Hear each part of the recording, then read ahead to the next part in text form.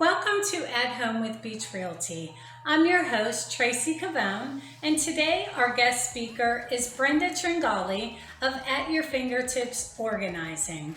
Welcome, Brenda. Hey everybody, my name is Brenda Tringali. I'm a certified professional organizer and the owner of At Your Fingertips Organizing. My mission is this: to educate, inspire, and empower people just like you to reduce your overwhelming and stressful clutter, whether it be physical, paper, digital, to-do lists, your calendar, whatever, so that you can simplify your life and focus on the people and the things that are most important to you. Today, I'm here to share my top 10 downsizing tips, but before I do that, I would love to share my credentials with you. So I have been a professional organizer for 8 years. I am an active member of NAPO, which is an acronym for the National Association of Productivity and Organizing Professionals, which means that I abide by their code of ethics. In addition, I have 3 NAPO certificates, including one in residential organizing and one in workplace productivity. But I am proud and pleased to say that I am also a certified professional organizer, and in fact, I am one of only 2 in all of South Carolina. So bottom line, this is not a part-time hobby for me. This is my full-time career. This is my passion. So are you ready? If so, here are my top 10 downsizing tips. So tip number 1, start now. So it's never too early, even if you're just beginning to think about downsizing, because people always underestimate how long the process will take. Tip number 2, don't rush. Allow time to go through your items and to make decisions regarding what to do with all of your items, especially the sentimental ones. Those can be tough. Tip number 3, keep and move only what you use and love.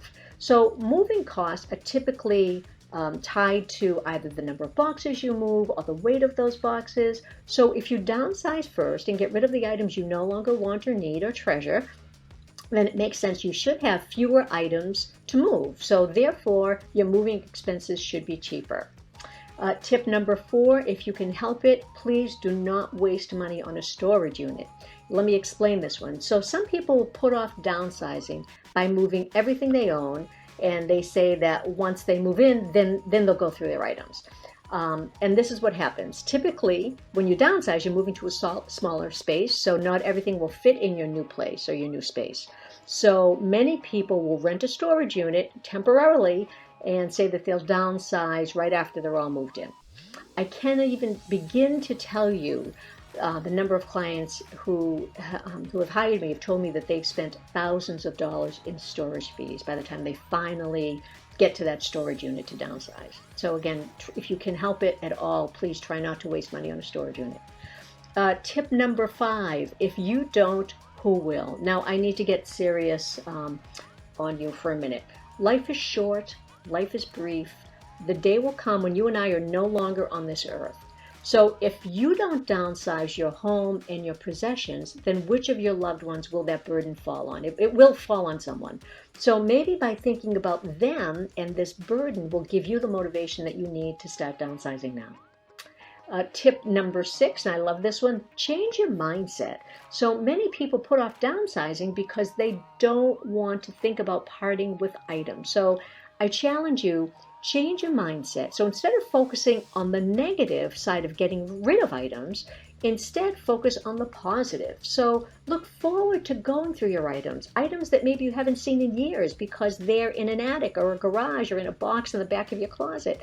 Look forward to that process and look forward to picking out those items that are really that you treasure, that you want to keep. And I think that really makes it easier to differentiate between the ones that you want to keep and the ones that you don't. So that positive mindset is key. Tip number 7, make difficult decisions. Now, clutter has been defined, as delayed decisions.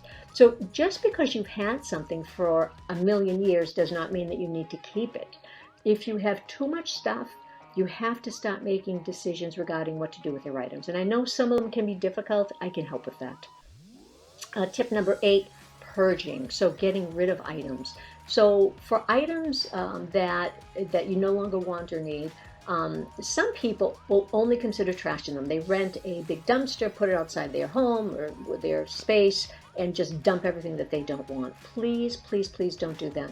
Keep your good items out of the landfill. You could gift them to loved ones, family, friends. You could, if you want or need the money, you could try to sell them online or consignment. My favorite is donate them if you don't need them. As long as they're good, please don't put good items in the landfill. Tip number 9, downsize your paperwork. So if you've downsized your home and you still have time, this would be a great time for you to downsize and reorganize your paperwork to make it easier to keep and find your critical documents so that they're, of course, at your fingertips. And then, what do you do with the ones that either you no longer need, or you don't need them at all, or maybe you only need them occasionally, whatever.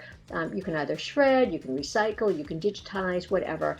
They say that we only need to keep 20% of the paperwork that we have. So keep that in mind. And then last but not least, tip number 10. Since we've talked about paperwork and files and whatever, backing up digital files. So these would be the electronic files that you have, whether it's on your computer, your laptop, whatever. Many professionals use the strategy called the 3-2-1 digital backup strategy. That's the one that I use. Let me just briefly describe it for you. So the number 3 stands for the number of copies that you should have. So you should have at least 3 copies of your important data, right? The important data. Not everything. 1 primary and then 2 backups. The number 2 stands for the number of storage devices that they should be on. So again, you should have them on at least 2. So that could be your local hard drive on your computer or your laptop. It could be an external hard drive. It could be a thumb drive or whatever, but 2 separate ones, and they should be stored in separate locations. And the number 1 in the 3-2-1 digital backup strategy stands for this. You should store one of those 3 copies offsite. So whether it's in the cloud, or maybe you don't do the cloud, and that's fine, then it should be in a secure environment, something that's fireproof, waterproof, whatever. Maybe a bank safety deposit box. If you only have 1 copy of your data and it's in your home, and God forbid there's a fire, whatever, you lose everything. So you really should keep something offsite. And that is it, my friend. Those are my top 10 downsizing tips. I do hope that they have helped you. In closing, I wanted to thank you so much. I know how precious everyone's time is.